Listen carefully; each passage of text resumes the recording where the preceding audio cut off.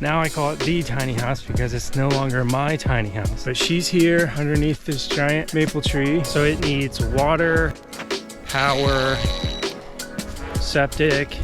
Got the tank in the hole. Now it's time to backfill this thing. And internet. So we're gonna run all the utilities through ditches down to the tiny house. Oh my gosh, victory! Victory! All the wires down here. Woohoo!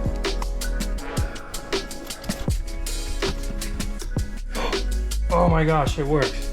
It works. Okay.